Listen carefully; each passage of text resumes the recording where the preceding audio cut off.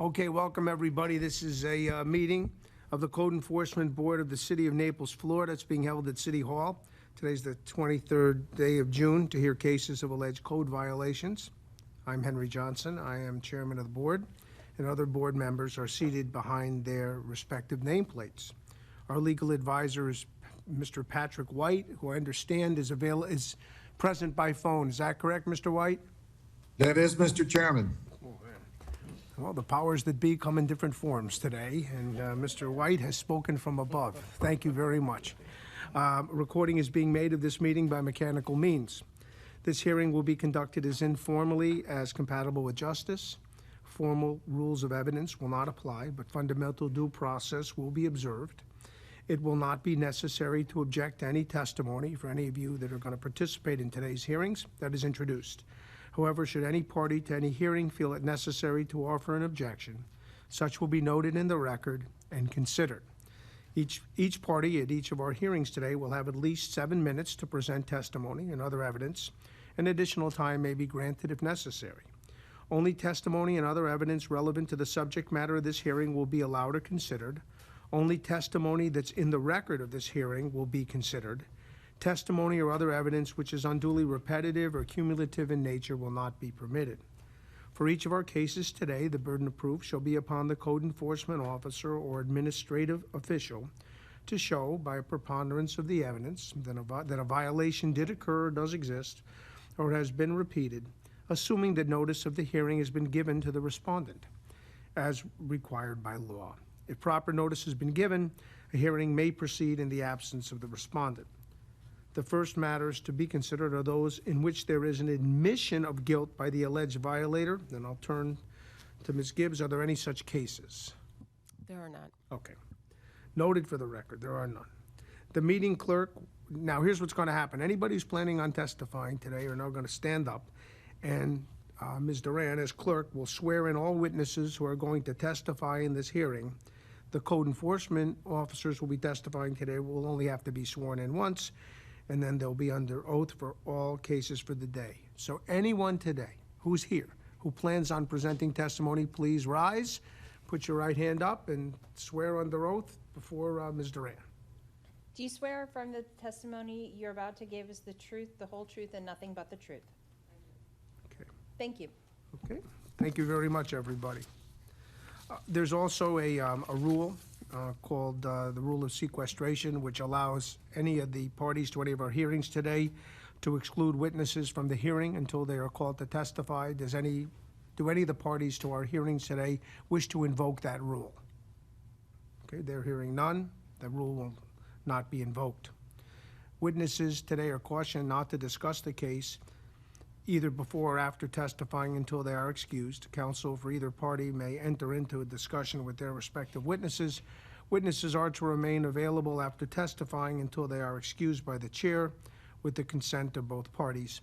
Every party may make a closing argument starting with the respondent with a response by the city. The respondent is allowed to make a brief final closing.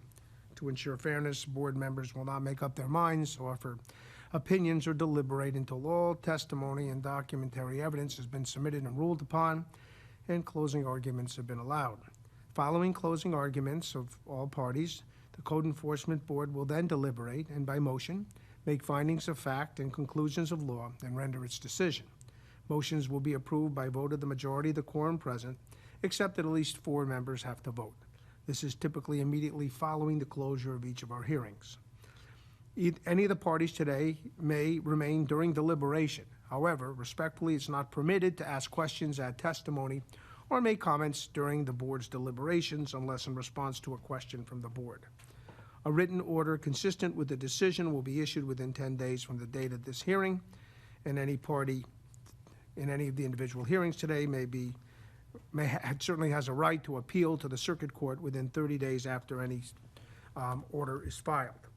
Let's now take a roll call vote with Ms. Duran to see who's present today so that we can move forward with our agenda items. Chair Johnson. Here. Vice Chair Borelli. Here. Member Greenwald. Here. Member Kroll. Here. Member Landite.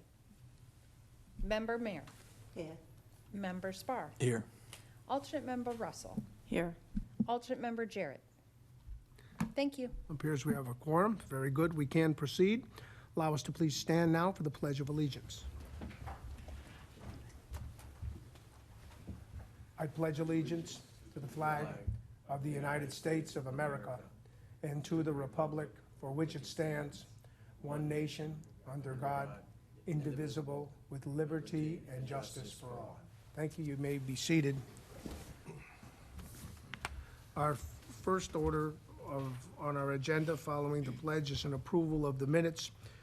You may recall they were from our April 28, 2022 Code Enforcement Board meeting, because we didn't have a meeting last month. I'll entertain any motion for approval of the April 28, 2022 Code Enforcement Board minutes. Move to approve. We have a motion from Mr. Spar. Is there a second? Second. Ms. Mayor, all in favor signify by saying aye. Aye. Anyone opposed? Okay, note for the record that the minutes are approved unanimously. Okay, the next item on our agenda is additions, deletions, corrections to the agenda, and then motion to accept whatever that agenda is. So I'll turn now to the city. Are there any additions, deletions, corrections to the agenda, which I think all of us have received, which originally had 6 items plus an additional supplement? That's correct. And then there is a change. Carla Gibbs, Code Enforcement Manager for the city. Agenda item 7.2 has come into 6.2? No, the Oh, 7.2. 7.2 Yep. has come into compliance, and so that is removed from the agenda today. Okay, 7.2 is gone. Anything else? That's all for today. Okay, so I will entertain a motion to accept the agenda as amended with the deletion of item 7.2. Do I hear such a motion? I so move. Okay, Mr. Spar, motion, second. Second. Second by Mr. Borelli. All in favor signify by saying aye. Aye. Anyone opposed? Okay, congratulations. Passes. We've had on our agenda this section here, staff comments. I don't know if we've ever had many staff comments. We have staff comments I today? do have some today, Oh, yes. well, here, Actually, finally, just- some staff comments. I Just was one calling out. briefly. I'd like to introduce the board to our newest code enforcement officer, Orlando Ramos. He's taking over for the vacated position that Ivan, if you recall last time, that was his last meeting. And so I just wanted the board to know he'll be covering the south of central sector. Okay, well, Mr. Ramos, welcome on behalf of our board, and No further thank you comments. for serving. Okay. There's been a supplement added to our agenda. It's that time of year when you have to nominate and elect a chair and a vice chair for this committee. So that being said, I see Ms. Randbosk has entered the forum and is probably ready to swear something in after something happens. So, having said that, I will entertain nominations for election of the chair for, I guess this runs a calendar year. I'd like to make a motion for Mr. Johnson as chair. Second. Okay? We have a motion and a second. Chair, if I could just interrupt you, I'm not Yeah, what did here we do? to- What did we do wrong? I'm not here to swear anyone in. Patricia Oh. Rambaugh, City Clerk. What did we do I'm wrong? here to help guide you through the nomination and election process for a chair and vice chair. Oh, help us out And here. I wanted to start and just go back to your rules and read you the 3 short paragraphs that we have there. Nomination of officers shall be made from the members at the last regular board meeting prior to July 1 of each year, and the election shall be held immediately thereafter, so we're good there. A candidate receiving a majority of the votes cast shall be declared elected and shall serve a term of 1 year or until a successor shall take office. The chair may not serve for more than 2 consecutive terms as chairman, so we do want to advise the board that your chair now currently has served 2 terms. I've served 2 terms. Okay. Vacancies in the office of chairman or vice chairman shall be filled by the regular election procedure described above. And then there was a question from your code enforcement manager a little earlier today as to when the chair and vice chair become effective. Is it immediately or at a future meeting? And thank you to Attorney White for weighing in on that. So we both agreed that it is immediately following the election. So the process you'll do now is first, we'll have an open floor for nominations, and anyone can make nominations. After the nominations close, you'll take a vote on each nomination, usually in alphabetical order is what we do. There may only be one nomination, there could be more than one nomination, but the motion to appoint the chair and the vice chair is done separately. So nominations do not typically require a second. So the first action is going to be just to get the nominations open on the floor, and then we'll go through that, and we'll do official votes to elect the chair and vice chair You separately. do one at a time? One at a time, Can someone who has served as vice chair serve as chair? yes, Can someone who has previously served as chair serve as vice chair? yes. Okay. Just curious, see how that works. Okay, I guess now with the assistance of Ms. Rambosk, we'll entertain motions for appointment of the chair for the next calendar year for this board. And I'll make a nomination for Mr. Borelli. I'd second. Apparently, we don't need a Oh, second. we only second. We don't need that, right, Ms. Rambosk? It's not required. Okay. Okay, so we have, I guess, would you be willing to do that? Guess I'll be chair. Okay, Wasn't okay. expecting this. There's a motion on the floor for Mr. Borelli for chairman. That's a nomination. Nomination. Are there any other nominations?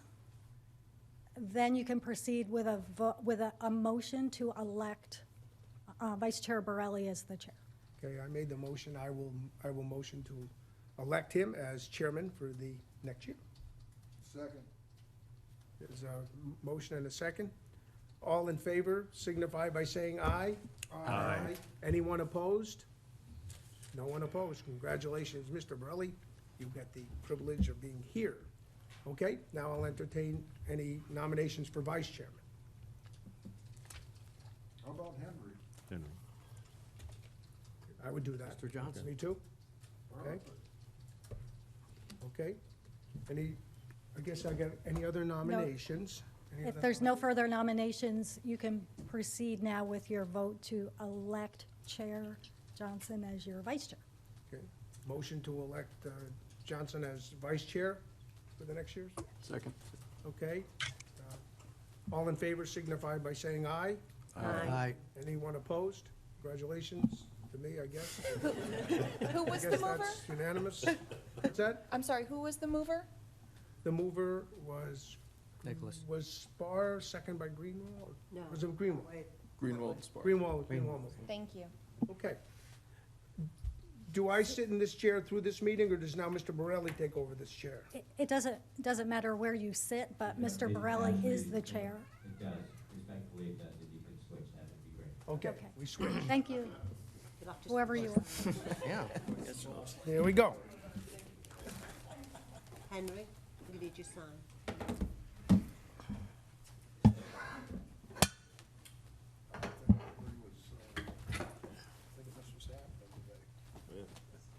Musical chairs? Nice job, boss. You never know when you'll wake up in the morning. No? Okay, Mr. Borelli, where we left Thank off you. is agenda item number 6. And now we're up to agenda item 7.1, and I'll turn the gavel and mic over to you. Okay, we're at item 7.1. I will ask Ms. Gibbs to explain the case, please. Good afternoon, Chair and Vice Chair. Congratulations. And members of the board. Carla Gibbs, Code Enforcement Manager for the city.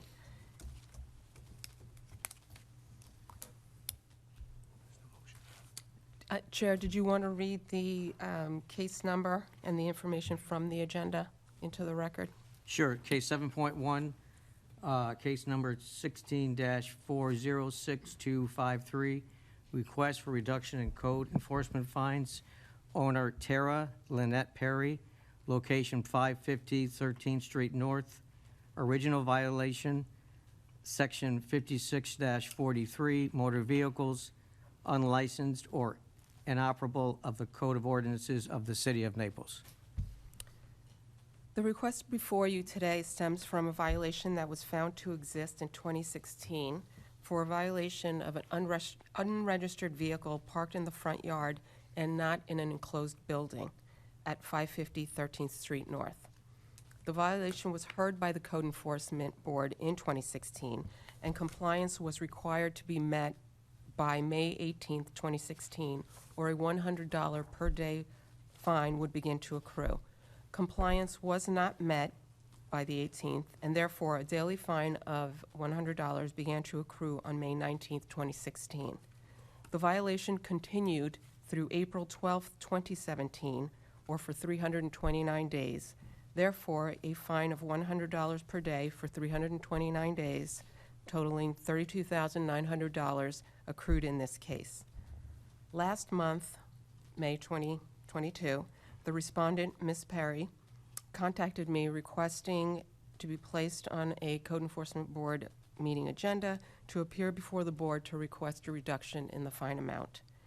I would like to submit Exhibits A through J, which are part of the agenda and which include the required notices, posting affidavit, the respondent's request, a timeline, the April 26th Code Enforcement Board order, the 2016, notice of violation, and a picture of the violation as it appeared in March 2016 into the record. Mr. Chairman, I'm curious if the respondent happens to be here today. She is. The respondent is here. Maybe we Would you come up and state your name, please? Right at the front, please. Thank you for coming. No problem. I'm here, but I'm here. Which one? I'm just nervous. Your mic is on. Yes, I went through some issues, and I wish I could have taken care of the situation. September the 16th. Ma'am, could you just state your name for the Oh, record I'm right now, sorry. please? First name Tara, middle initial L, last name Perry, P-E-R-R-Y. Okay, so if you don't mind having a seat there, we'll call you up in a bit when we're ready to hear from you, okay? Okay, can I just stand, because I can't sit Sure, right now? sure, thank you. Okay. Can we just make sure she doesn't have any objections to the admission of the agenda items? Do you have any objections to the admission of that agenda item? Can I speak? Yes, you can. My grandfather had purchased the car for my daughter, and they kind of ripped him off. He couldn't get through with the proper paperwork that he needed because they lost the titles. By that time, I had got incarcerated, to be honest. September the 16th of 2016, when the notice came in the mail, it was sent to his address instead of my home address. So by me being in the Quarry County Jail, he finally opened up my mail, and by then my hands were tied. There was nothing I could do. I got out, I changed my life. I went up to South Carolina. Some Christians invited me in. You know, my 6-month-old son was there. Throughout the process, I got a bond and a relationship with him, and he just left Father's Day. And I just want to get everything behind me, get out of the state of Florida. I paid for what I've done, it's behind me now. I'm saved, and, my life is on a different track, and I apologize, and I've learned, and I just want to move forward. And I got a daughter who has cerebral palsy, epilepsy, and the house I inherited. And out of anything in this world, I want to put all my kids together under the same roof. And I just can't afford $30,000 as a single mom, So I want to do whatever I can to make it right. Thank you. Yes, sir. You can stay there. Thank you. Yes. The city has nothing further. I just want to be sure that the exhibits that were included with the agenda, Exhibits A through J, were accepted into the record. Thank you very much. I'm going to go around and ask board members if there's any questions. Start with Ms. Russell. Hi, Tara. What kind of reduction are you looking for in the fine? I mean, I can't afford the $30,000, Are you selling the house that I read in your paperwork? That's my only start for me and my kids, because when I got out, it wasn't even in livable conditions. you know, so I was going to the property tax collector today because I couldn't pay over the phone. They wanted cash. So I'm willing to take care of that, but they say that she wasn't here today. And just do it, and like my water bill was like over $5,000, so I spoke with them and set up some type of arrangement to make payments towards that. And I would just want to get another house out of the state of Florida, you know, reunite with my 6-year-old who's there with his grandparents who raised him since 6 months old, and just get a new life, a new start. You know, I think everybody deserves that. And Carla, what are payment options for someone with a fine once we determine the amount? Unless the city attorney will correct me, I believe that that's at the pleasure of the board. If you want to, is that correct? If they want to? It is, yes. And I believe the city has the ability to enter into a schedule for the payments as well, so. Okay, thank you.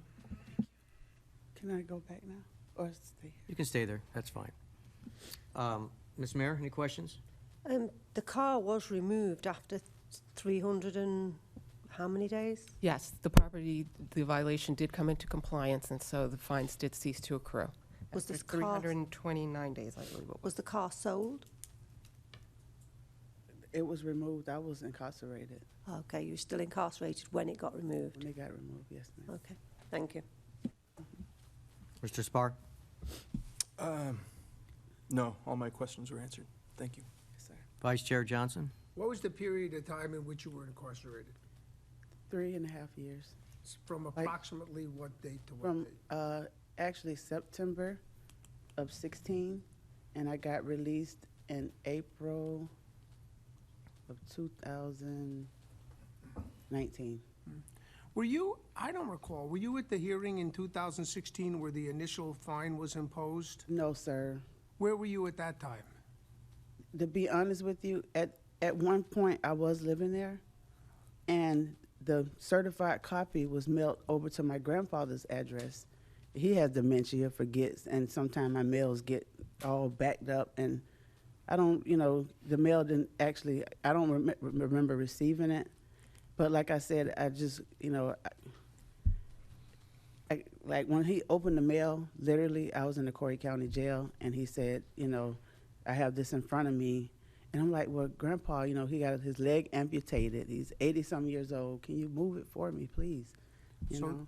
So really, so what you're saying to us is that the first time that you can recall having notice of the violation was when you're... It took a while for, you know, because I guess from, I don't know what dates, because I don't have my paperwork in front of me. I left it because I was trying to get here so fast.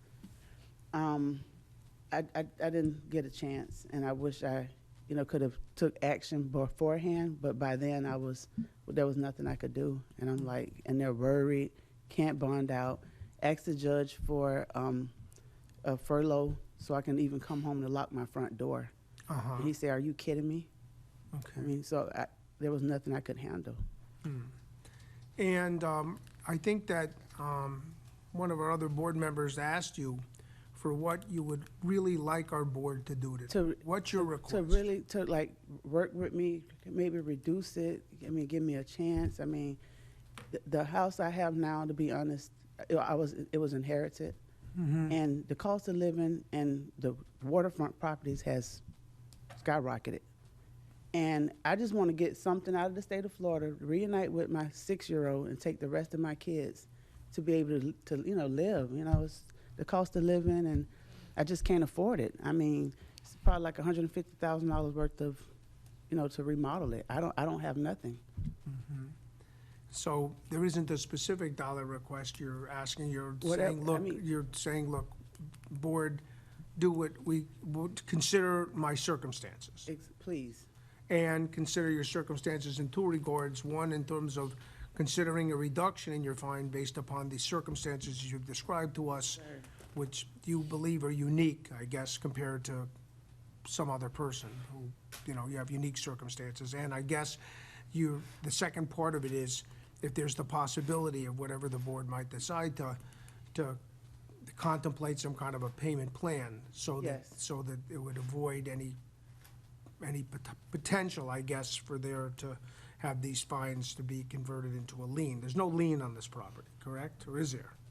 There is not. There's This no lien on this property, okay. has not been recorded as a lien. All righty. Just so that it's clear for the board, what's the status of property taxes on this property right now?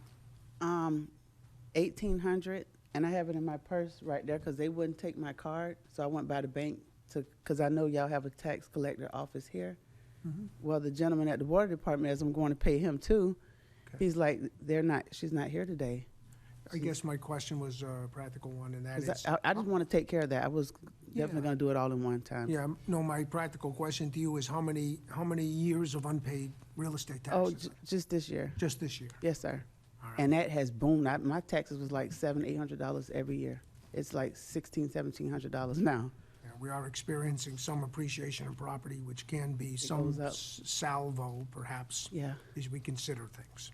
Yes, sir. All righty. Thank you for, are there any other special circumstances you want us to consider? You've given us a lot. Just a reduction, Right. sir. All right, thank you, Mr. Chairman. Thank you, Mr. Johnson. Mr. Cole? So it does sound like you're planning on selling the house since you want to relocate Yes, I to the am. state. Yeah, okay. Yes. And Is then, whatever I owe, I'll be glad to clean up, whatever I need Okay. to clean up and go on with my life. And Do you know what the house is worth currently, or? I'll say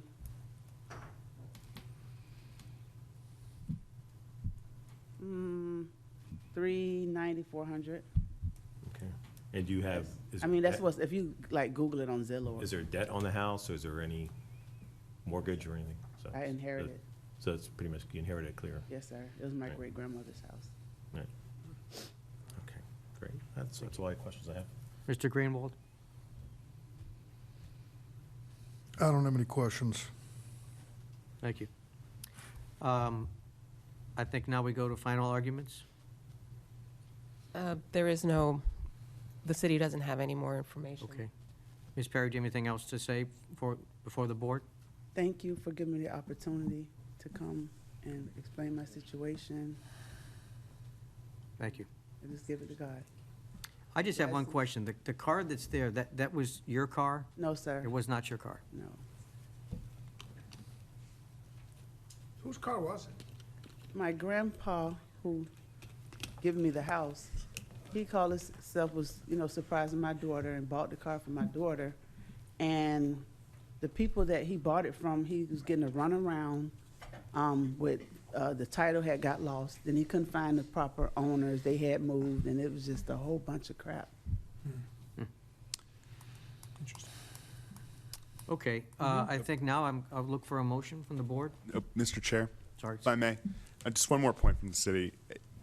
The violation here was not life safety. There are obviously very unique circumstances at play. The current fine on the property is $32,900, which is roughly getting close to 10% of the total value of the property. The city did not really incur any hard costs above a de minimis amount, and the city would find it appropriate to reduce the fine somewhere in the range of $250. Reduce it to? To $250, yeah. In that range, we think that would be appropriate in this circumstance. Okay, thank you. Are any motions? I would make a motion that, based on what's been said, and listening to what the city is saying in terms of cost, that if we reduce it to $1 a day, the fine would be $329.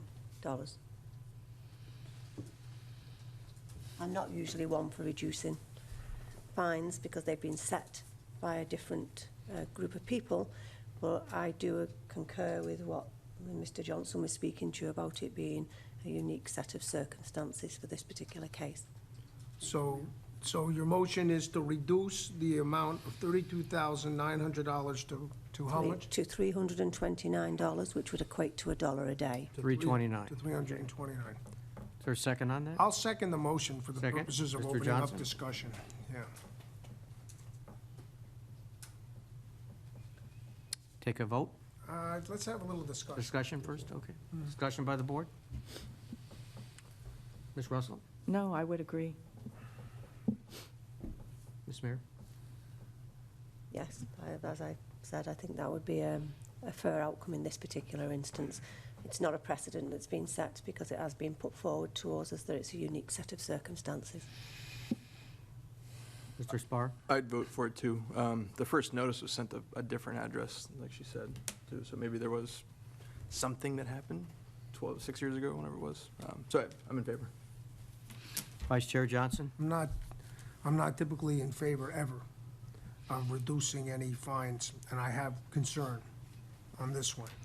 But man, you have presented to us. First of all, I'll make some comments to yourself. Thanks for coming.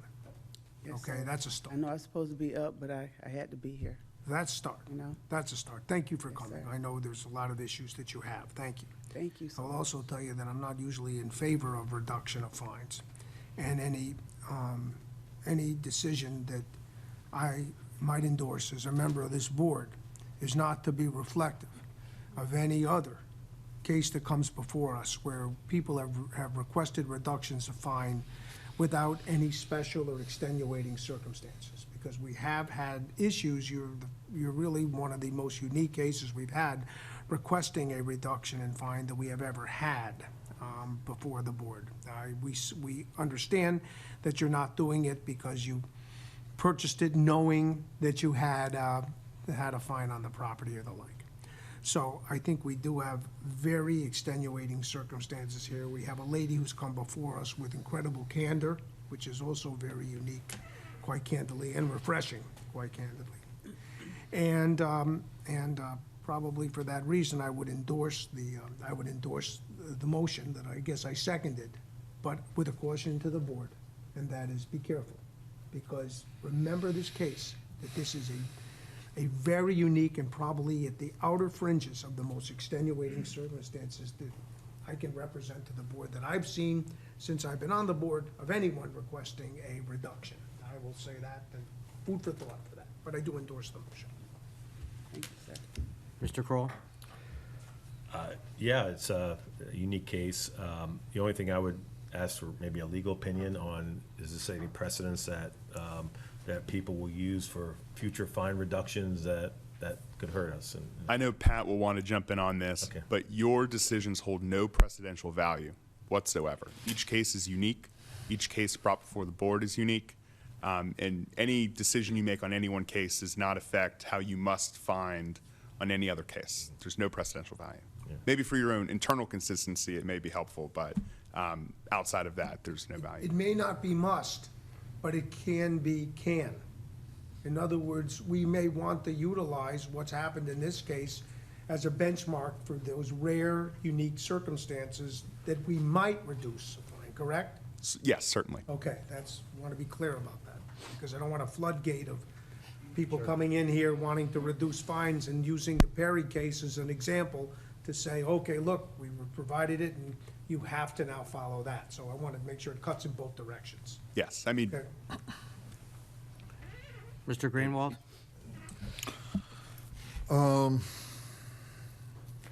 I'm torn between reducing the fine, given the current value of the property that was 100% inherited with no debt. So it's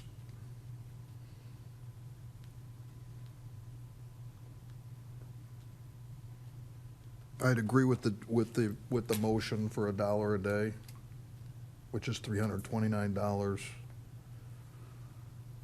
which to me is being requested because of a financial hardship, correct? But and again, I think the fine of $32,900 is absolutely ridiculous, and it should be lowered.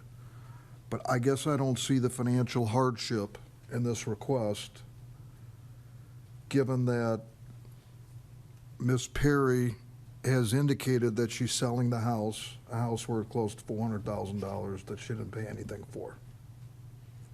That's the only thing that's kind of glitchy on this for me. Do you feel as though, Mr. Greenwell, Mr. Chairman, if I might speak Absolutely. through yourself? Yep. Do you feel that, Mr. Greenwell, that if we contemplated a reduction in the fine and resulted in a fine that was greater than $329, you'd feel more comfortable? Such as a $10 a day or No, I'd probably be fine with the $329. I just wanted to voice my concern that I don't see the financial hardship that others might be seeing here, based on the windfall of the inherited property. I'd probably think a little differently if Ms. Perry had indicated that she's going to continue to live here, but she specifically stated that she's selling the property and leaving Florida. So, In the future. nothing personal. I think I would say that the motion put forward for $1 a day isn't just based on, and I agree with what you're saying, isn't just based on the financial ability for payment. It's also based on the circumstances of the incarceration, the ownership of the car, and all of the other circumstances surrounding it. I think it's just a whole package there of circumstances that we wouldn't normally have before us. I think your point's well taken, my fellow member, and that I know my vote that will be in favor of the motion is based beyond the good points that I think that Mr. Greenwell mentioned, but it's based on the totality of the circumstances. You provided to us sort of that perfect storm of issues that we have to consider in the reduction. Perfect storm. Mr. White, do you have any thoughts on this reduction in the amount that's proposed? Yes, first, and thank you, Mr. Chairman, congratulations. The state law is pretty broad. It just simply says that the enforcement board may reduce a fine imposed. It does tend to refer you back to the same criteria you'd use to impose a fine: gravity of the violation, actions taken to correct the violation, and any previous violations. I don't believe any of those have been indicated as to prior violations. So as far as the question about precedent, I completely agree with the city attorney's position as well as that of Mr. Johnson. Okay, thank you. I'm just going to say, Ms. Perry, that I certainly do feel for you, and I really do appreciate you coming in before us today. And it's not easy to come here. You did, and you presented your case very well. I'm going to go with what the city said. The city was looking for reduction. I think that what Ms. Mayor said, that amount is a good amount.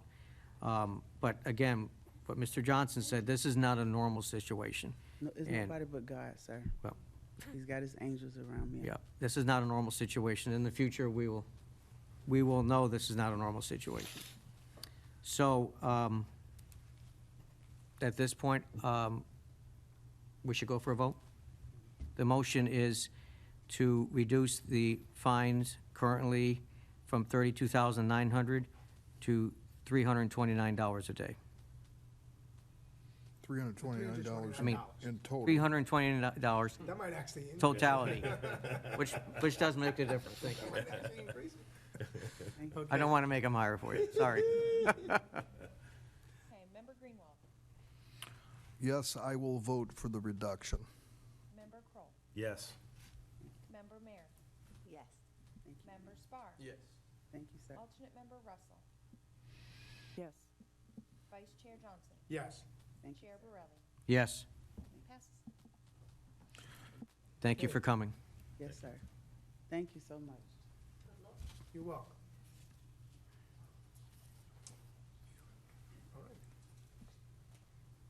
All right, next. Okay. So 7.2 has been eliminated from our docket, so now we go to 7.3. Case number CEBDG 2022-00516, owner Frank K. Steyer, location 514 14th Street North. violation of Section 16-112 Florida Building Code adopted, and 105, permits of the Code of Ordinances of the City of Naples.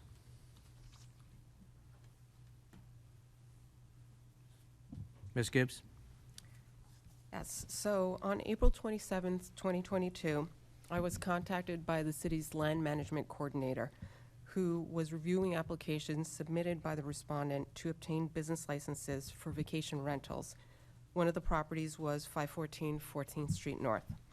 During our discussion, the land management coordinator informed me that she had located online advertisements that showed interior pictures of this property and a deck that had been added on the rear exterior of the property. I investigated the online sites that showed the property had been renovated sometime after August of 2021.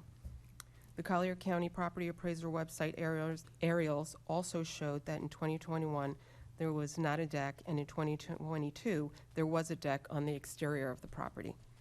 I researched city records to see if permits had been issued and found that no permits had been issued for a deck or any other alteration work. Therefore, a notice of violation was issued. The notice of violation and mailing are included with the agenda as Exhibits A and B, respectively. On April 29th, 2022, I visited the property and personally observed the deck and a grill area that had not previously been existing on the property. I did not receive any communication from the property owner after sending the notice of violation. However, on May 19th of 2022, Code Enforcement did receive a public records request requesting any evidence pertaining to this case proving alteration and construction work performed without required permits at this location. The records were produced according with as required. The notice of violation required compliance be met by May 31st of 2022. Compliance was not met, and as I stated previously, no communication was received from the property owner. So on June 3rd of 2022, the notice of hearing was issued. The notice of hearing and mailing are included with the agenda as Exhibits C and D, respectively. Later on that same day, June 3rd, I received a voicemail from a gentleman who identified himself as Joe Condito. Mr. Condito stated that he was hired by the property owner to assist with the code violation. He wanted to discuss the next steps for permitting. I requested the deputy building official contact him to provide this information. The deputy building official sent a message that same day, an email message, requesting a meeting on site to be able to actually determine what the scope of work was. On June 8th of 2022, Mr. Condito replied stating that the property owner was not available until after June 17th, and he would try to confirm a date.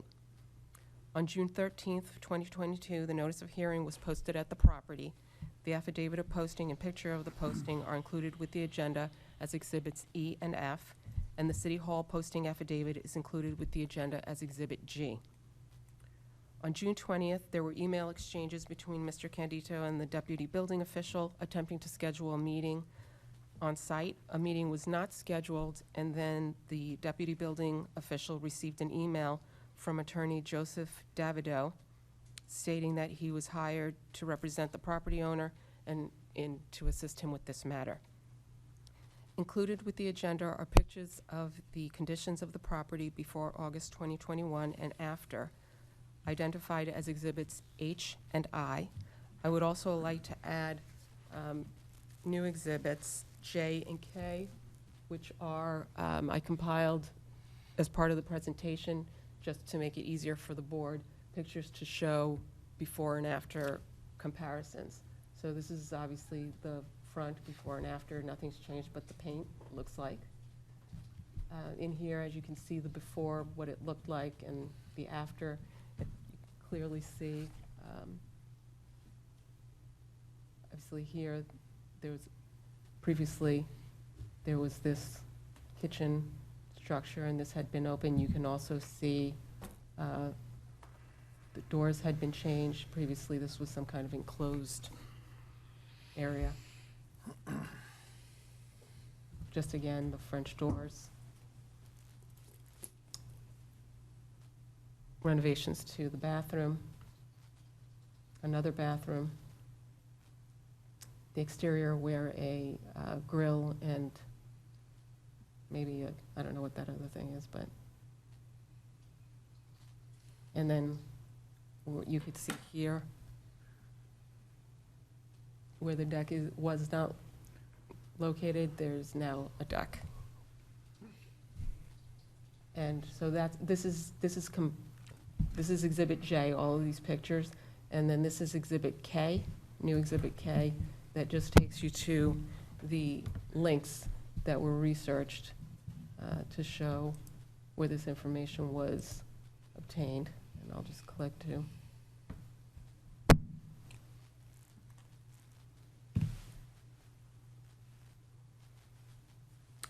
And on here, it will show that this is as of, the description was from August 2nd of 2021.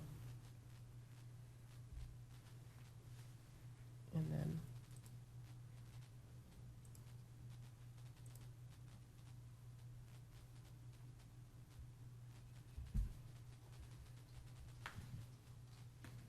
again, and this is the property as it's being advertised now on Realtor.com for rent.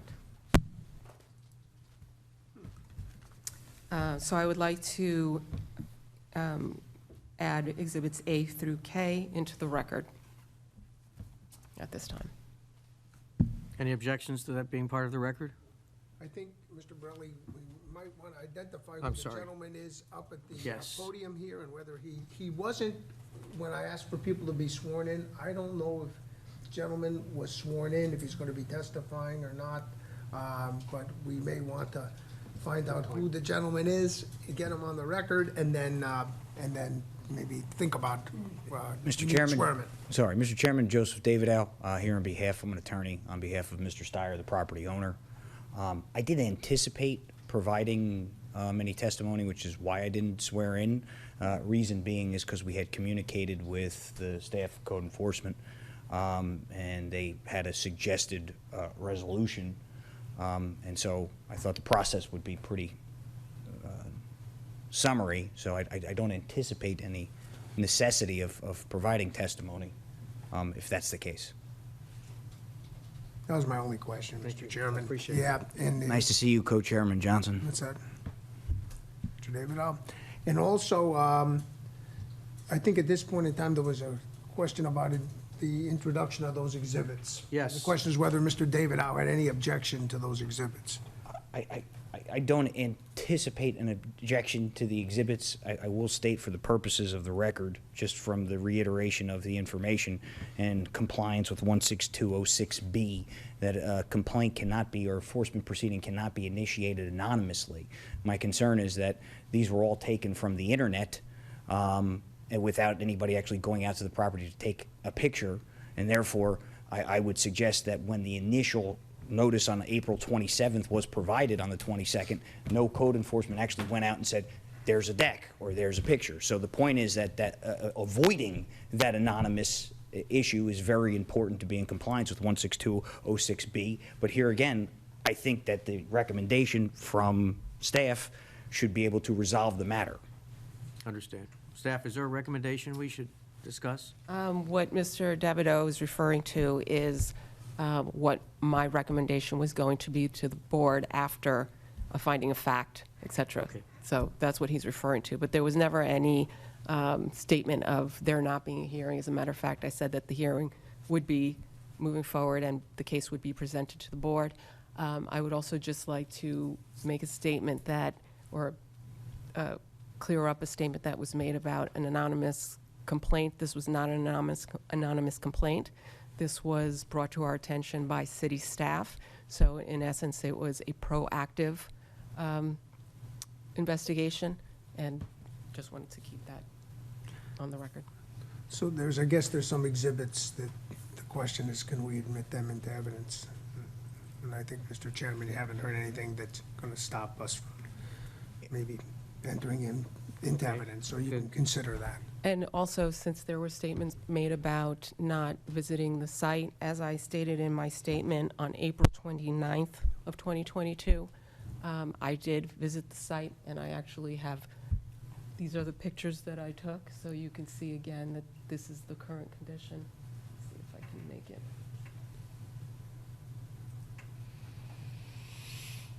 So you have visited the site, Ms. Gibbs? Yes, I did, on April 29th, 2022, and then again also on June 13th when I posted the site. We have not, staff has not been able to gain access to the interior, but this is exterior pictures where you can see. And correct me if I'm wrong, but this case started because of the deck in the back? Is that Correct. how this correct. got started? Okay. It started because there was a request for a business license to be able to use this property as a vacation rental. And then during that research, the deck was identified and these other websites that identified before, that what it looked like at one time and what it looks like today, or what we presume from the internet it looks like today. But still, even the reason that the notice of violation was sent was because I knew for certain there had been a deck that had been constructed without a permit. Therefore, whether it's one permit or multiple permits, the respondent needs to make application. So just for my clarification, are we here to discuss the deck or other things as well? The notice of violation is for, the violation was noticed for alteration and construction work performed without required permit. Okay. Got it. And the That's quite- required okay. action is to apply for and obtain necessary permits for unpermitted alteration and construction work. Again, we have not had any access to the interior of the structure. We expect, based on what we know from the images that I've shown you from the internet, that the interior has been remodeled, but there is talk of getting access to the interior so that the scope of work can be determined, so that we can know what actually needs permitting, because not everything that was done would require a permit, but certainly there are things like the French doors and some other things, perhaps in the bathroom, the kitchen. There could have been some electrical work. We don't know. We need to get in to be able to understand that. But for certain, we know at least that this deck would require a site work permit at the very least. Understand. Thank you. So I guess, Mr. Chairman, there's those exhibits we need to admit into evidence if we're going to. So we'll admit those exhibits into evidence, please. Yes, and so that was initially A through K, but I would also like to, since this was brought up, do a composite exhibit L for these pictures as well, and I'll be sure that the clerk gets a copy. And this is just the close-up. They're all the That's same. composite exhibit L? L, yes. And that's encompassing how many photos? 3. 1, 2, 3. Okay, thank you. Discussions? I guess Mr. David Au, I'm interested in hearing, I think you'll be interested in hearing from Yeah. Mr. David Au and his So I- positions and the like. Oh, so the recommendation from, well, if you're more comfortable that I swear in, that's fine. I'll swear again. I mean, I swear to tell the truth, the whole truth, and nothing but the truth. Ms. Duran, you want to swear in? Well, Mr. Chairman. Our good counsel there? Well, if Yes, Mr. Olson. if he's only here representing Mr. his- Steyer, my client. Mr. Steyer, as an attorney, attorney argument, you're not required to swear in. It's the same reason I don't get up Okay. and raise my hand, so we're fine without Okay, thank swearing. you. in. So, Yeah. essentially, the point from my client and why I'm here is that the property will be brought into compliance, without question. He attempted to hire somebody. They didn't get the permit in time. I reached out to Ms. Gibbs. Ms. Gibbs said that the recommendation would be 90 days to bring it into compliance. I don't think we need 90 days. We have the contractor who we hired didn't even apply for the permit. So the point being is, after my client contacted me, it will be brought into compliance. I would request even less than 90 days, just to be held in abeyance for us to get the permit or application and completion. So this is an issue. I've reached out immediately. Yes, it will be brought into compliance. Access will be given. And I think that's basically the status. He attempted to take care of it, and the contractor who he was communicating with really didn't do a whole lot. So, Ms. Gibbs, are we looking for a finding of fact Yes, we'll start with a finding of fact, and then I'll state what what the city's recommendation is after that. Okay, before we do that, I'd like to go to the board for any questions. Before we do that, Mr. Chairman, point of order. Does Mr. David have any other items that we want him in his opening presentation for us to consider? No, the only thing I would say is, as I said for the record, and again, I'm not here really necessarily arguing about it, but I raised the concerns under 162.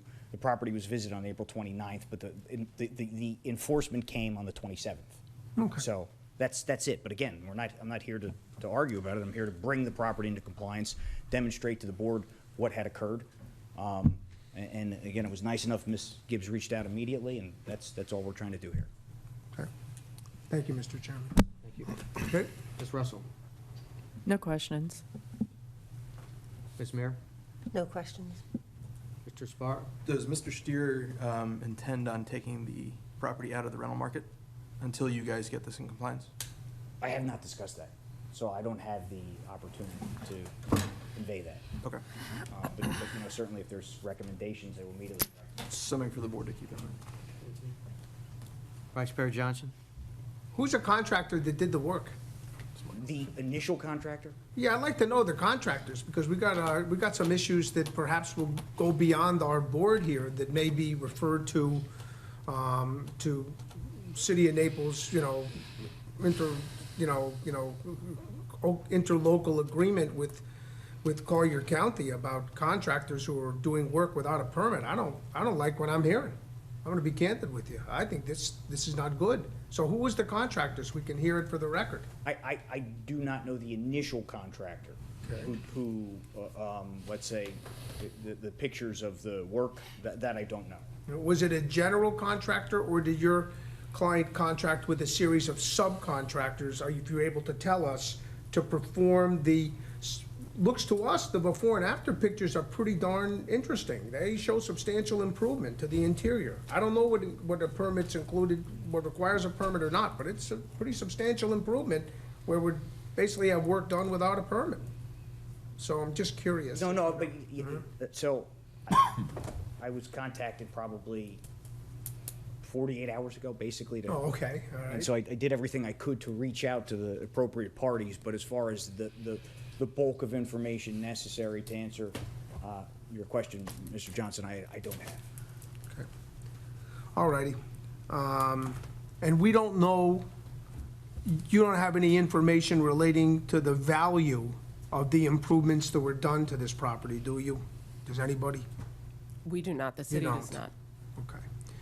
Would have the question to either Mr. David Au or to Ms. Gibbs, would have the work that's done on this property required if it had been done in the ordinary course with an appropriate permit, also required the recording and posting of a notice of commencement? Yes, that's part of the normal Okay. permitting And process. I would assume that based upon Ms. Gibbs, your work to date, you saw no evidence of the posting and recording of a notice of commencement, is that correct? There has been nothing done that is related to proper permitting for this property. Okay, thank you. Okay. I do have one follow-up to Vice Chair Johnson's.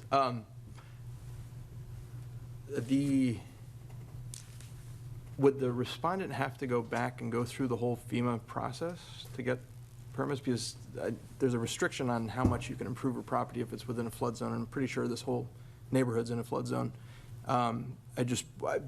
Out of curiosity, this is probably a better question for the building department, will they have to retroactively meet that FEMA requirement? And if they don't meet that FEMA requirement, are they gonna have to tear this thing out?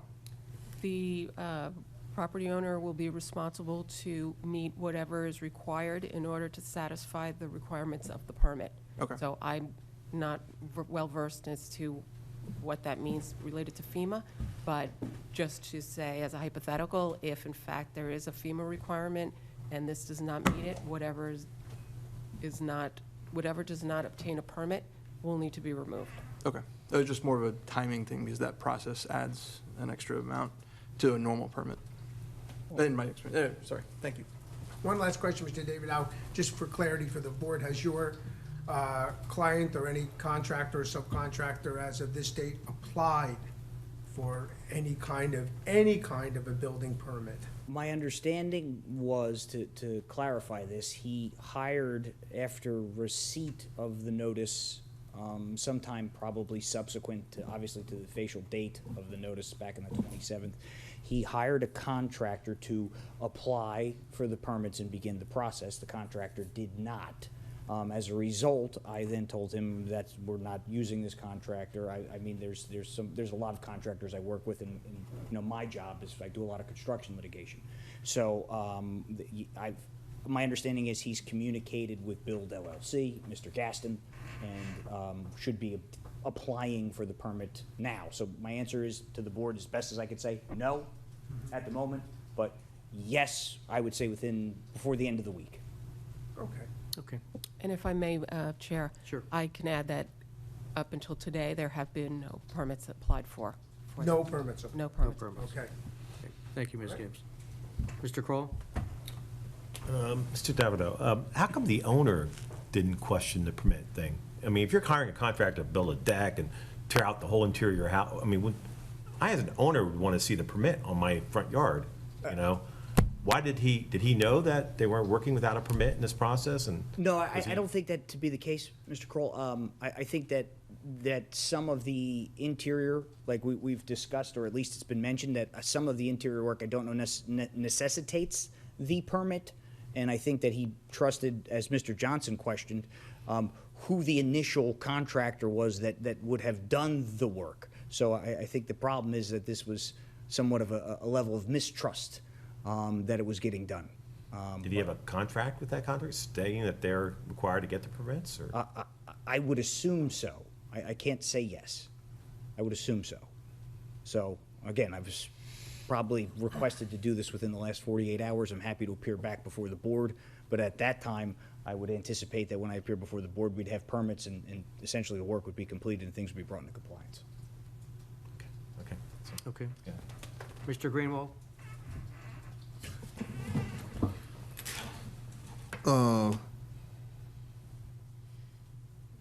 There are numerous permits required for the work that was done. And a lot of them relate to safety.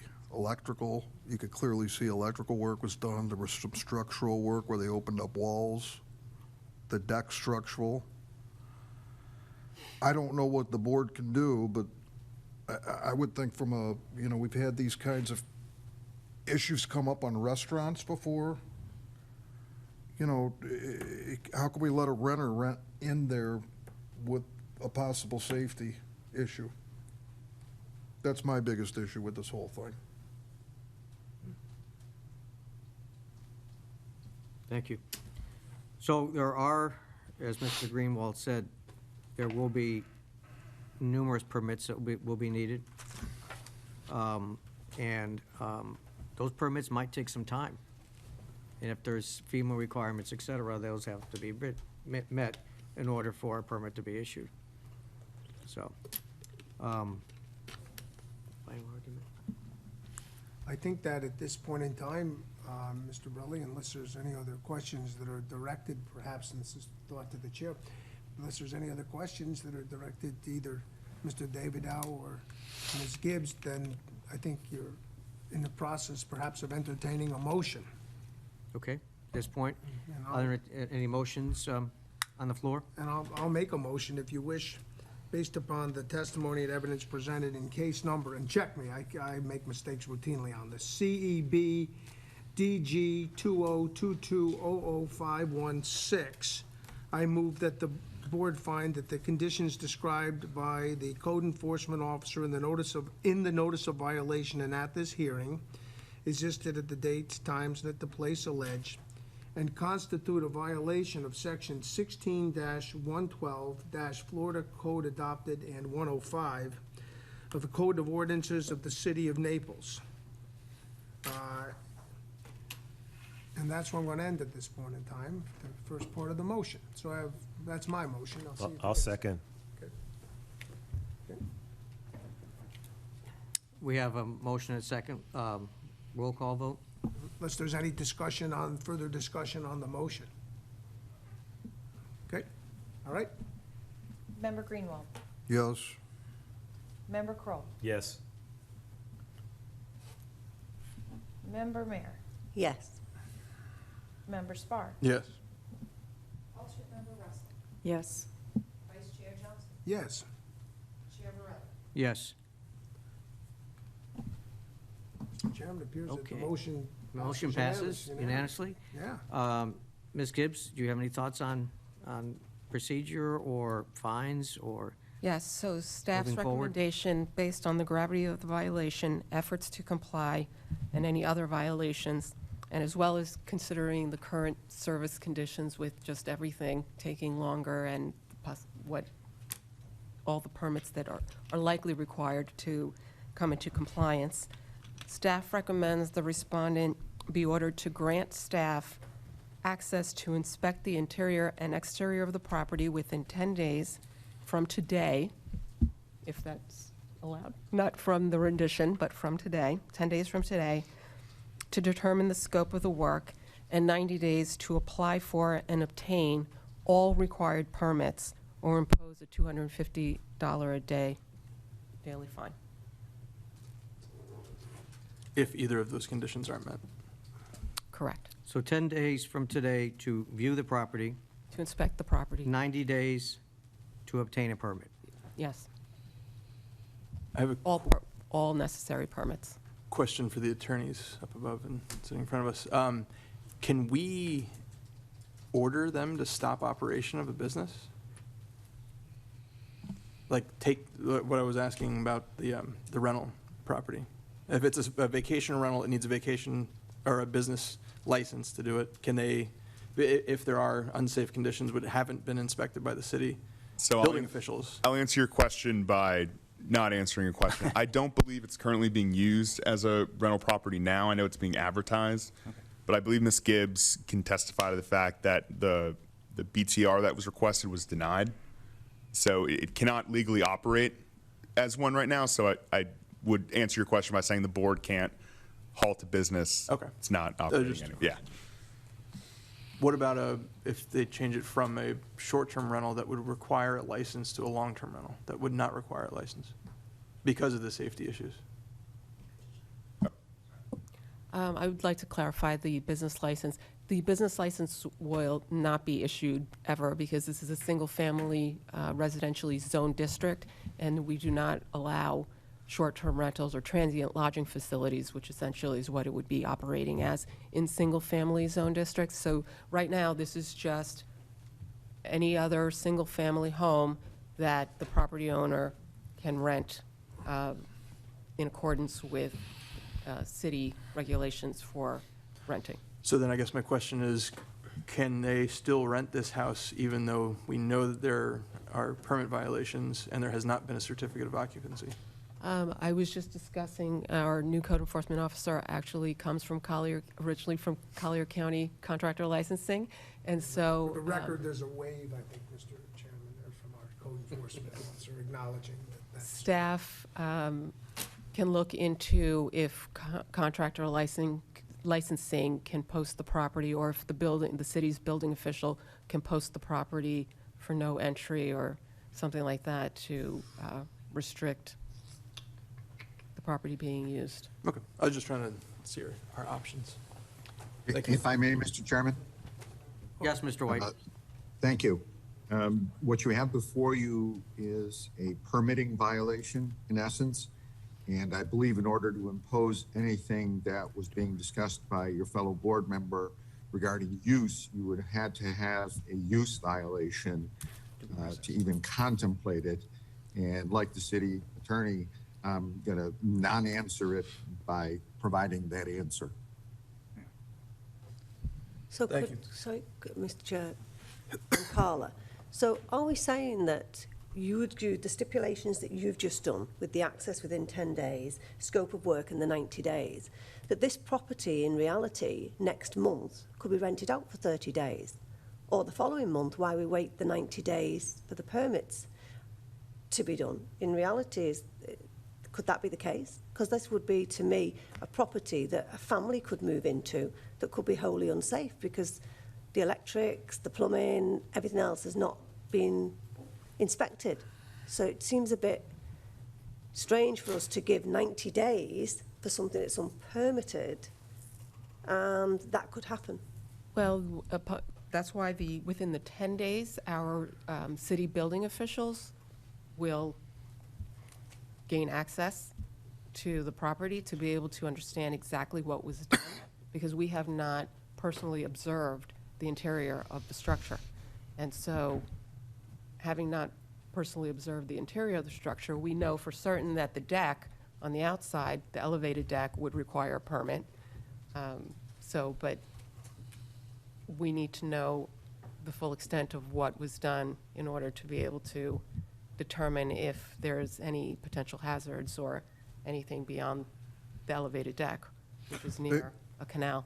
Basically, to alleviate your concerns, what's going to happen is, if this motion goes through, is probably Tommy Tucker and Craig Millay will go on site. And if they see any kind of structural or dangerous issues, they'll do something that says, do not enter. If they think everything looks good, other than they never did the paperwork. So we'll know in 10 days if there's a safety problem or not. Okay, That's kind of the backstop. thank you. Ms. Gibbs, why 10 days? I was just trying to be reasonable. I think this gentleman wants us to proceed and get taken care of. So do you need 10 days for the city to go in? I had just the email I sent to code to actually, my phone just shut off. Was that a battery? The email was sent to was the sent to- deputy yes. the deputy building official. And Mr. Molay, yeah. To try to schedule something even as early as tomorrow. I don't know that there was any response to that, but again, it was just 10 days from today, which is really either, if it's not tomorrow, then it's basically next week, one day next It would week. just seem that the sooner the city gets in there, the sooner we'll know what we're dealing with. Correct, and that's why, and we have since June 8th, or since June 3rd, sorry, have been trying to have that site visit conducted. Okay. Before, Mr. Borelli, I maybe continue on with my motion, I have to tell you something, that despite the excellent efforts of this fine attorney who I've known for many years and have great regard for him, this whole thing stinks. And I don't know how we're gonna deal with this. This is, we're really being asked to make a motion on the penalty to essentially encourage people to do work without a permit. Because if we're now allowing this unpermitted activity to go on, and all we're saying is that, okay, let the building officials come on in and give them time to apply for, I don't know what it is, maybe an after-the-fact permit or something like that, private provider permit. I think we're being... The whole thing stinks. Well, no, but let me help you. I think that we're being, if I make any further motion, I have caution, because I think we're inviting this board to sanction an activity that we don't want to sanction. I got a real problem here. I don't like the recommendation. I got a problem with this recommendation. If I follow the recommendation of the city, I can see the possibility of it being, again, a pretty good deal for various parties. Hang on, Mr. White.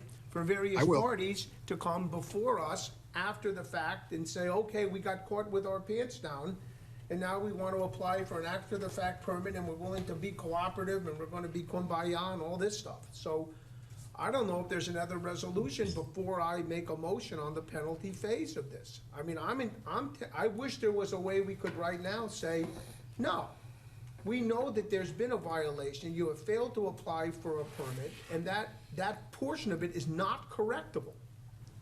Not correctable. In other words, the act of doing work without a permit is not a correctable action. If you want to try to mitigate your damage by virtue of that, then that's fine, but I'd like to somehow create some sort of situation here so that we're discouraging parties who do work without the good work of their lawyers, like Mr. David Howe, who do this kind of stuff, and then they come to us after the fact and say, okay, you got me, and now I'll, grant you access, and now you can take a look at what we've done. I would have liked to have done that on the home I just built. Pretty damn good deal. Mr. Borelli might not mind that either. Okay, Mr. Greenwald might not mind that either. For all the people on this board who deal with residential real property might think that that's pretty darn good. We're thinking in the city here that that would be nice to do. Just do what you want, and then, the city catches you, we'll deal with it. So I guess my question is to Mr. White, who I was discourteous to, and I sort of cut him off, maybe to Mr. Olson, and maybe to Carla. Is there something that we can do that feels to me like so soft as giving the city the right now for access and giving them 90 days to apply for an after-the-fact permit? Because I could see this being a can of worms. So, question now to councils and to Ms. Gibbs as to that. If I may Mr. go White, first. would you like to say something? If I may go first. Yes. As you may know, Mr. Ramos does, I'm the city's representative on the contractor licensing board. And like this board, we take compliance very seriously. And in addition, we find ourselves on this knife's edge occasionally. But the difference here is that residential owners cannot be compelled by way of anything short of a subpoena, which generally isn't given except for commercial properties, to open up their homes and determine whether a permit's required.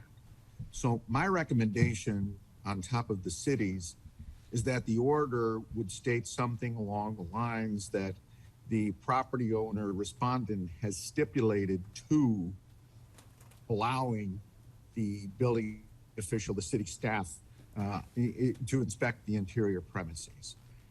And I say that because, in a way, once that happens and the scope of work is identified, it's going to be clearer as to whether there has been something that would violate what earlier was discussed about substantial improvements. That rule is one that basically says 50% or more of value, which there are some parameters that can play with the denominator and numerator to create the 50%. The idea is that if there's any work required to comply with the flood level, which may have changed, I don't know, that's all going to have to take place and maybe well beyond the 90 days.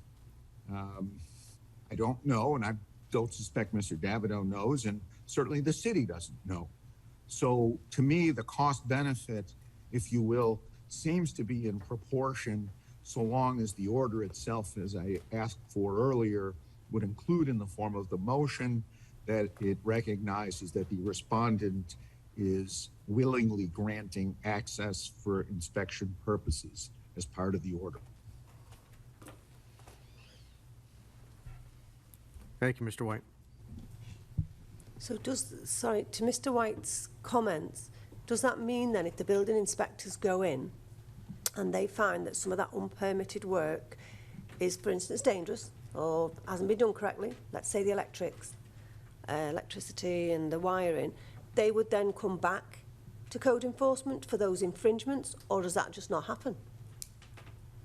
Because then that goes back to what Mr. Johnson was saying, that nothing really does happen to a contractor. They just get the permit after fact. But surely if a building inspector goes in and finds that work is unsatisfactory, that in itself would be an enforcement issue? I don't know that we've had any testimony regarding whether those improvements occurred during the ownership of the current respondent.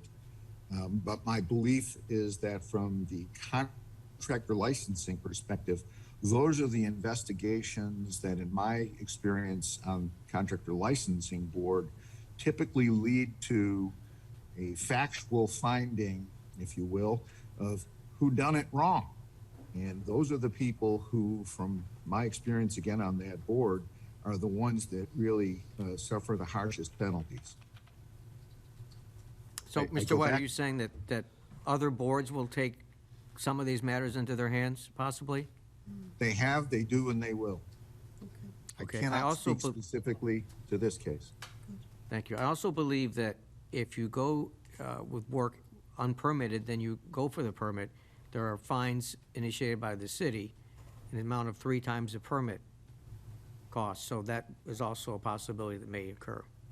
That is correct, and yes, I'm sure that would occur, because after-the-fact permits carry heavier fees. I'd just like to respond to Mr. White.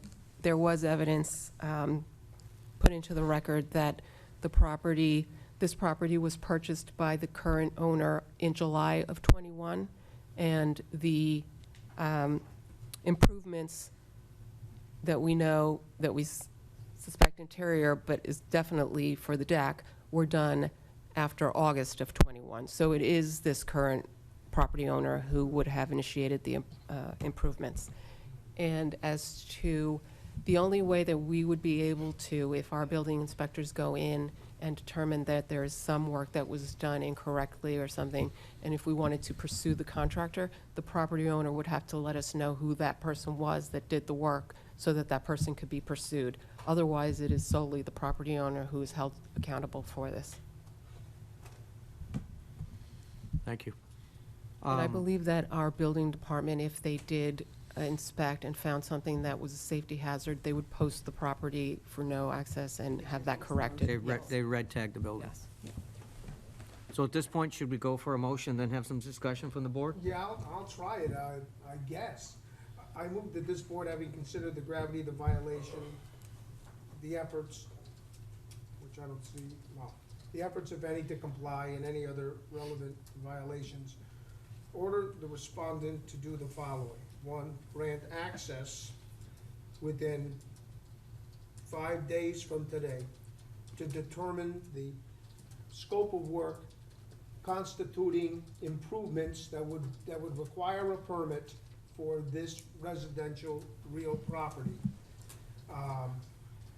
You know, unless we get a stipulation on the record, as Mr. White suggested from Mr. David Howe on behalf of his client, if he can, to stipulate to that.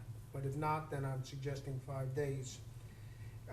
In addition to that,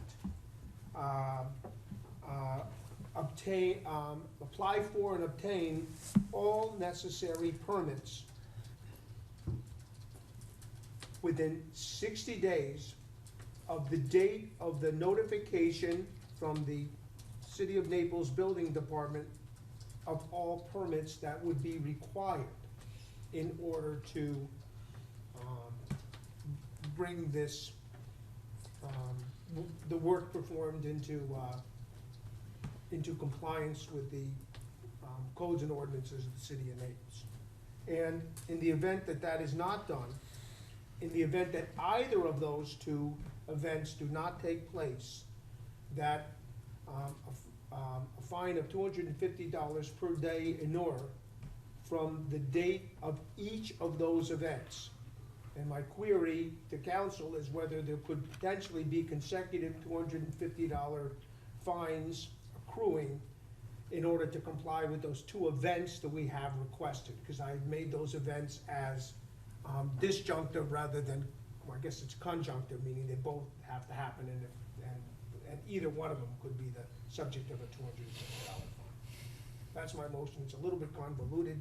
It's got a lot of features to it. I apologize to the board, but I'm trying to reel in this unpermitted work to the extent that we have control. And I saw the nods and things from our investigator and the relationship between and from Mr. White's good thoughts between the interlocal agreement with the Collier County building officials and their code enforcement department and the like. But I'm trying to give some teeth to what we've got here. So I got a motion, hopefully someone understood it. Thank you for the second. I just have a clarification on that, please, just so the motion is clear. Grant access to the city within 5 days Correct. from today? As of today. Okay. Apply for and obtain permits within 60 days after the city, Makes a determination as to what permits are required, which would mean they would have to notify the owner in writing as to what permits would be required. okay? And a $250 penalty for both of these violations if they are not. right? That in the event that either of these violations and the $250 that I'm requesting, if it's lawful, to be available to each of those events, either the non-access or the failure to apply for and obtain. And quite candidly, you know, I don't have a lot of, you know, as I say, and I say this despite Mr. Davidow's comments, because I think he's a great lawyer, but I will tell you that I'm trying to create an incentive so we don't have it down the road for someone to do unpermitted work and then to give this lax ability to do it. If they feel uncomfortable with the fact that maybe they're gonna have to scramble within the 60-day period, I don't have any remorse for them. I think, how dare you? How dare you apply for a permit? How dare you do the work without a permit? Come on. So, that's my point. Thank you. We have a second for Mr. Spar. Yep. We'll go to a roll call vote, please. There may be further discussion. I'm sorry, discussion. I don't have any, sorry, Ms. Russell, I didn't have any discussion. I just wondered, I saw a few people shaking their heads and nodding their heads. Are we okay with that motion before we conclude discussions? Just curious. Two Please, things, go one ahead. of which there was the question as to stipulation. Seeing as today is the end of the day on Thursday, I don't know that the building department's working on Saturday and Sunday. So that really doesn't give many working days. We've offered tomorrow as a possibility. I'll modify my motion to make it 5 business days, which would, 5 business days. 5 And business days from today. Do you have the email? Can I confer with, And I think it's appropriate while council's conferring with Ms. Gibbs. I'll note, the legal effect of the order that the board enters is not effective until the date of rendition. I know. So, I see your motion, but Are you nevertheless. saying that, Mr. Olson, are you suggesting that to further amend my motion, I need to make it 5 days from the date of the effectiveness of the order? From the to be rendition Signed of- by the Date of rendition rendition. of the order to be signed by the chairman? That's correct. That's the best, and that's the best we can do. Yeah. All right. But that I means, would Mr. concur. Davidow, I think is that your client will probably get, could be the 10 days that your client's looking for.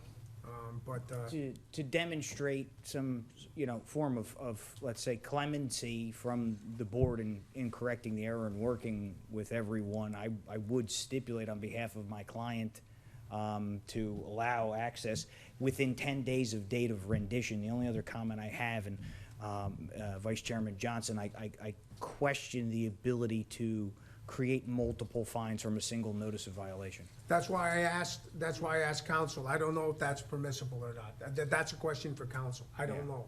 I'd like to, because we have 2 different events here. Mr. Olson? I'd like the board attorney to chime in on that Mr. White, first. what do you Mr. White? think? Sometimes when asked to provide legal counsel, as I'm certain you're aware, Mr. Johnson, more than perhaps others, you find yourself on a knife's edge where your answer can do the very thing that works against your client's best interest. What I'm trying to not say is that I have seen plenty of orders. I have drafted them myself for the county where there are, in a sense, 2 steps to the corrective action, and each of them carry their own fine amounts. So I am perfectly fine with the form of the motion and what the draft order would state. And if I have any concerns about it, when I review it before I put my signature on it, we will address it at that time. We will implement this board's intent. If I Thank you, Mr. White. Please go ahead. Question?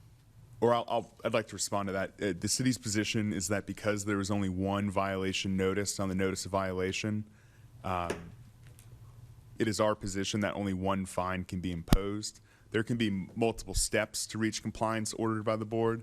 That's well within the board's authority. However, because there's 1 discrete violation that was noticed, in the interest of not affecting a illegal order, we'd request that 1 fine be entered for noncompliance. Mr. Johnson, would you? Well, as I say, I mean, I'm getting, it's not helping me much because I'm getting sort of conflicting thoughts from two good lawyers. So that's not helping me at all. I mean, I'm a lawyer, but I'm not acting like a lawyer today. I get to act like a board member. Today, Mr. David, I was a good lawyer. So I don't know. Let me see if I can bring some clarity.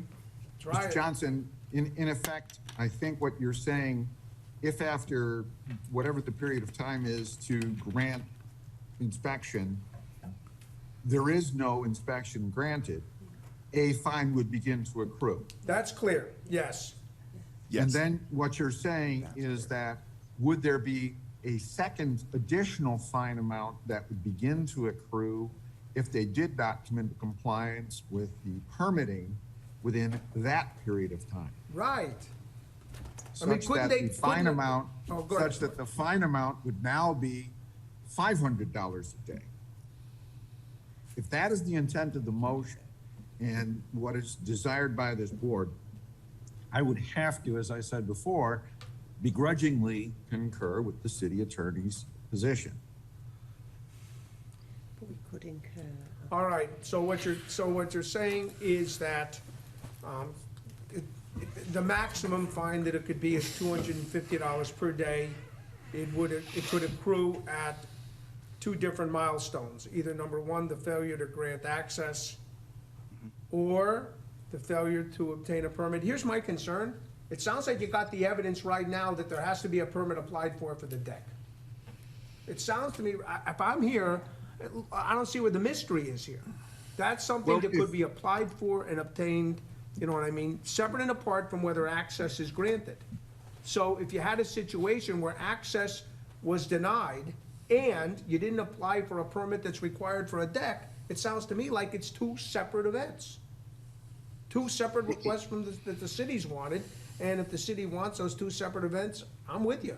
But let's figure out the penalty for each of the failures to have those two events, because it sounds like you could have inconsistent results. If you analogize to the days when I was a staff attorney in the felony division, you're suggesting there be, in a sense, concurrent penalties. And what I'm saying is that I believe it's more legally appropriate to only consider them, in a sense, to be consecutive. Because in a concurrent circumstance, you effectively have two different charges, two different crimes, two different sentences. All right. I'm gonna throw another wrench in. Sure, go ahead. Carla, can you, I want to make sure I heard you correctly. Did you request from the owner to gain access to this property? I think you said June the 3rd?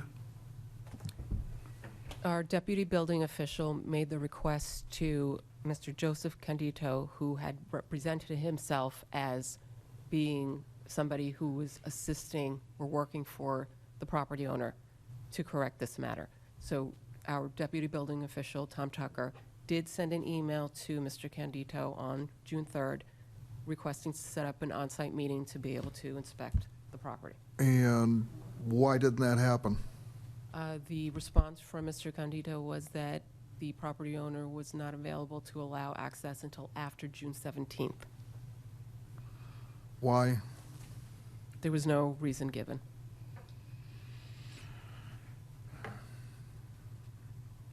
It seems to me that the willingness to gain access has occurred because of this meeting.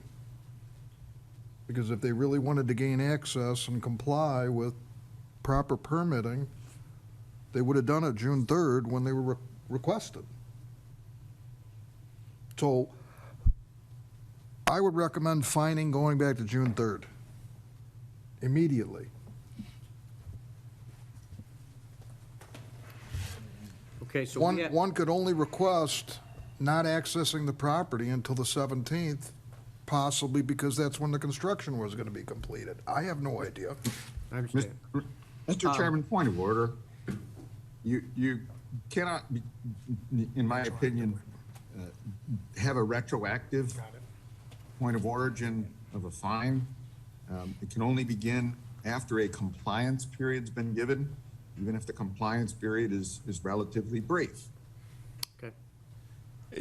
All right. I knew that.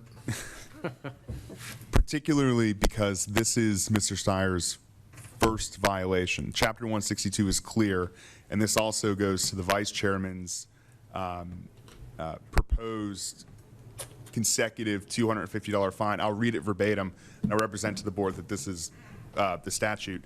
In 16209, in section 2A, a fine imposed pursuant to this section shall not exceed $250 per day for a first violation. So that is the cap on the first violation, and as the board attorney correctly pointed out, because this is the first violation, it begins to accrue after the compliance date, opposed to if this was a repeat violation, the board, as it has in the past, can go back and begin the fine from the date of the first instance of when the city recognized the violation. Understand. Thank you, Mr. Olson. Mr. Chairman, let me try something else on for size. I may be willing to withdraw my motion and make it a lot more simple, with the stipulation that Mr. David Howe has provided. In other words, if we have a stipulation on the record that says, on behalf of your client, that your client shall grant access to this property on or before, we can decide the date, okay, as a stipulation and not part of an order, if that's permissible, then that would work for me, because then I could just do the second half of my motion, which would then require the property owner to apply for and obtain all necessary permits by, within 60 days of the date of the rendition of the order. Is that something, I'm just throwing that out, I'm just trying to make this simple so that I got a streamlined way of dealing with this, and I'm not able to do what I think needs to be done here, and I'm trying to figure out a way to expedite this. So anybody, I'm putting all of our good attorneys to task today to help me. I believe it's possible to draft an order consistent with that, based on what at this point I believe is the testimony of Mr. Denver regarding his client's intentions. While the order cannot legally bind the city and Mr. Steyer to a stipulated agreement to access within 10 days, the order can reflect the fact that Mr. Steyer's counsel has stated on the record that his client is going to allow the city access. The city believes that's in Mr. Steyer's best interest, particularly if your motion makes non-entry within a certain amount of time non-compliance, which is well within this board's right. If after a set amount of 10 days, let's say, I'm just throwing numbers out there, after 10 days, if access is not granted, that can be a particular instance of non-compliance with the order, and the $250 a day fine or whatever fine the board wishes to impose can begin from that date. Okay, so I have my motion pending. The only thing, I think the amendment to my motion is that it can only be a $250 per day fine commencing with the date of either of those violations, or either of those violations. Yeah, the city's position is that would be a legal order. One suggestion. I Yeah. suggest the language would simply be the earlier of the two. Okay, Yes. and I would amend my motion to so reflect that. To take into account what Mr. Greenwald was saying, maybe we, instead of doing 60 days to apply for and obtain the permits from when the building official gives them notice of what they need, 60 days from the date of rendition of the order, because they already know about the deck, too. So bring the timeline up, get rid of that 10-day grace period. I'd be Just willing to- 60 days from a week from now or whenever. I'd be willing to amend Notices. my motion further in that regard. I think that's a good idea. I'm trying to push the envelope here for activity which has been improper. I mean, that's pretty clear. 60 days is still pretty fair. I mean, 2 months to get permits is still. Good, so I would amend my motion further in that regard. So let's go over that one more time so we're clear, please. $250 per day, starting, It's gonna be $250 a day, starting,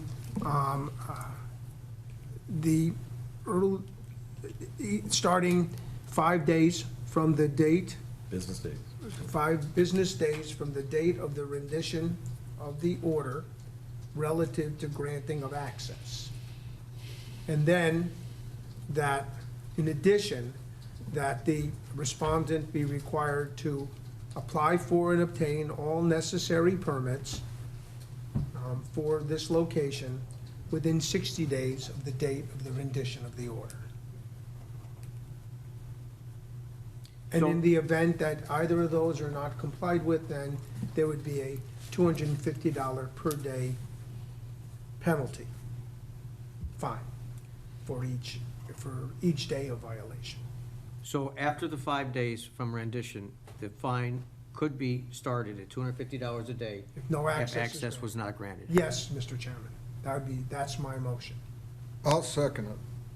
Another second. Just out of curiosity, sorry to drag this out anymore. Say they come, they violate that 5-day access portion, then they come into compliance after 2 days, so there's $500 in fines. Does that, can a finding or a fine stop and start like that? No. And I would refer to Chapter 162, which says that a fine runs in favor of the city until the violation is corrected, right? So under the proposed motion, if access is not granted within 5 days, the fine would continue to accrue until compliance is met, which compliance here under this motion is two-pronged. Got it. Right. And it would continue until compliance of the noticed violation, which is to obtain the permit. So Mr. Olson, that was my intent with the motion, so that's great.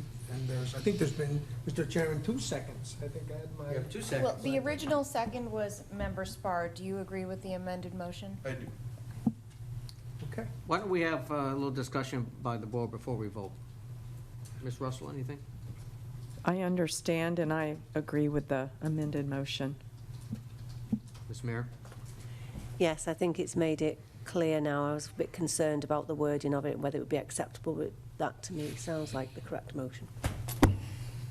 Barr? No. Mr. Johnson? Said enough. Mr. Kroll? Yeah, I agree with it. I think, it's, this whole process is really unfair to contractors who are doing things right. That's what I feel for, people do the things right, and, these guys that don't get permits, it's a problem. So I Big safety issue. think we're doing as much as we can. Thank you. Mr. Greenwald? No further comment. Just for Sure. point of clarity, can we repeat what the motion is? Sorry. Maybe you can. Can you help me at all, Ally, to try to decode my, I want to make sure My we're not linguistics. doing something that's not the right thing. I think Make we sure got it's it, clear. but I'm not sure I could repeat it again. Please correct me if I need to. I'll try. $250 a day, starting 5 business days from the rendition of the order relative to granting access to the city to the property. In addition, the respondent must apply for and obtain permits within 60 days of the rendition of the order.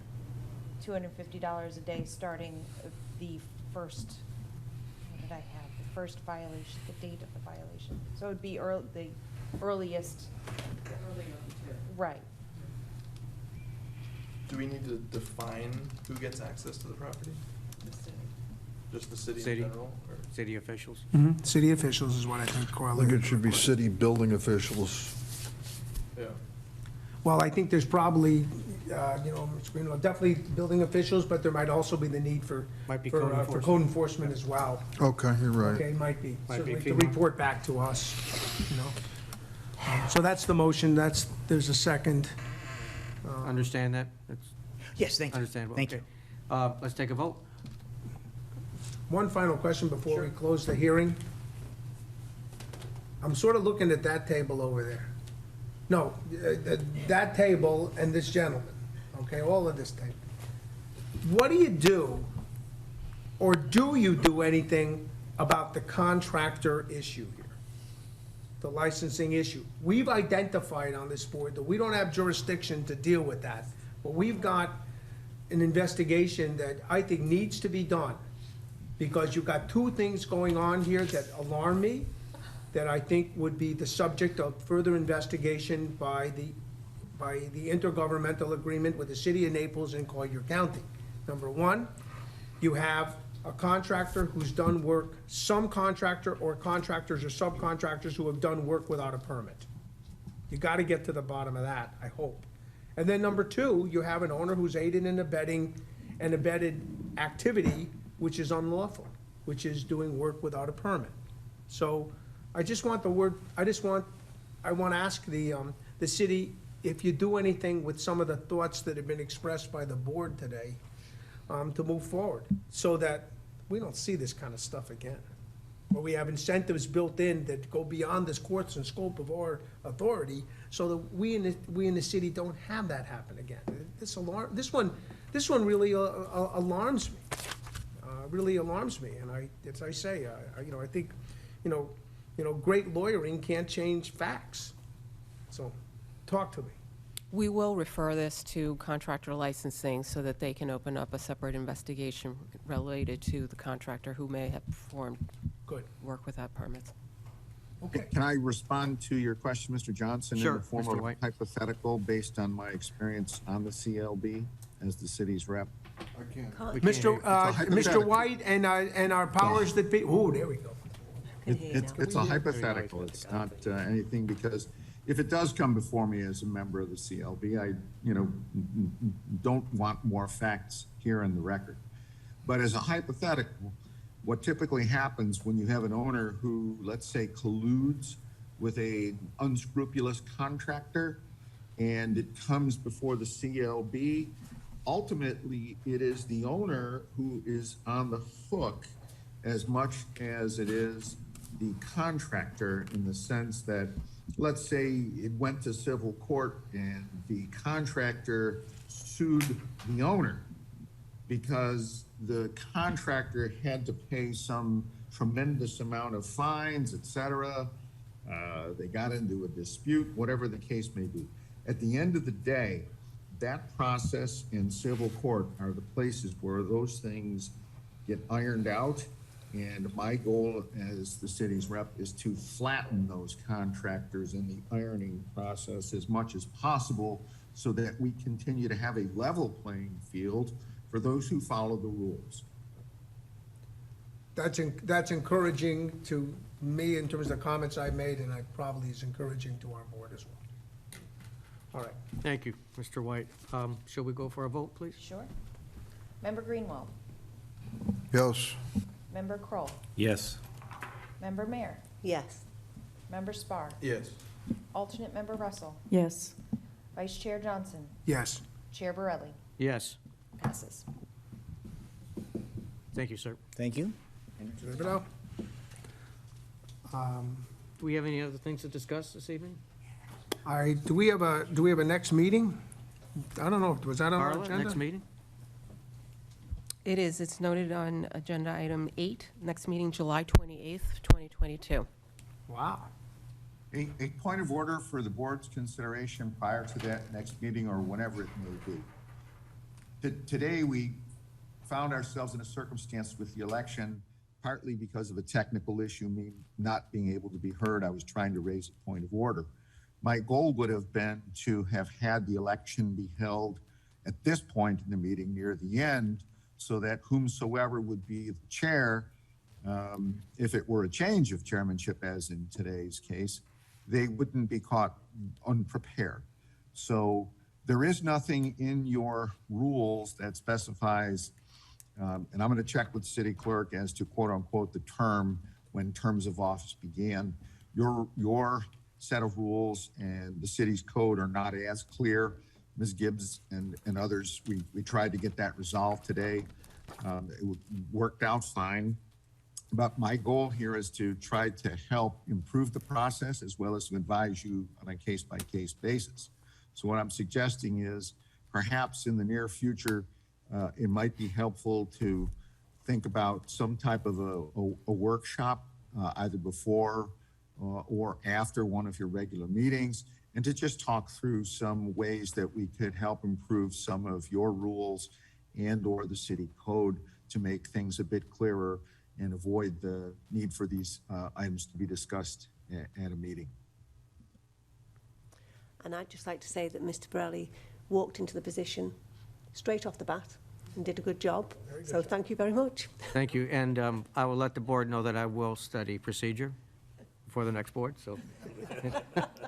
Thank you for joining us today, and this meeting's adjourned.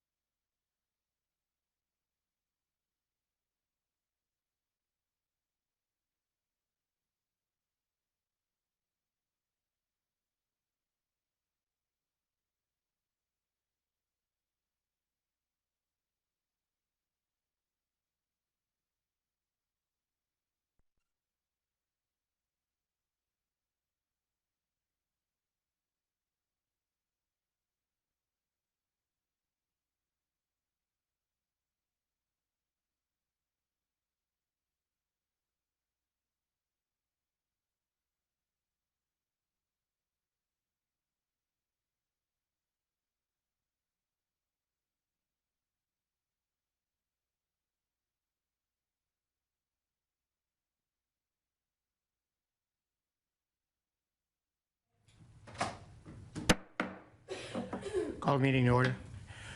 Welcome to today's meeting. If you wish to address the board regarding any item listed on this agenda, please complete a registration form at the rear of the room and place it in the speaker's request box located on the dais prior to consideration of that item. We ask the speakers limit their comments to 7 minutes and that any large group name a spokesman whenever possible. Thank you for your interest in city government, and those watching us this morning on television, welcome and thank you for spending your time with us. I call the meeting to order. Roll call, please. Chair Ruby? Present. Vice Chair Bullock? Here? Member Dripsa? Here. Member Frederickson? Present. Member O'Ryan? Present. Alternate Member Fawcett? Present. We have a quorum, it appears. Okay, next item on the agenda is changes to the agenda. We've had one request due to just scheduling, and the petitioner who is making the presentation has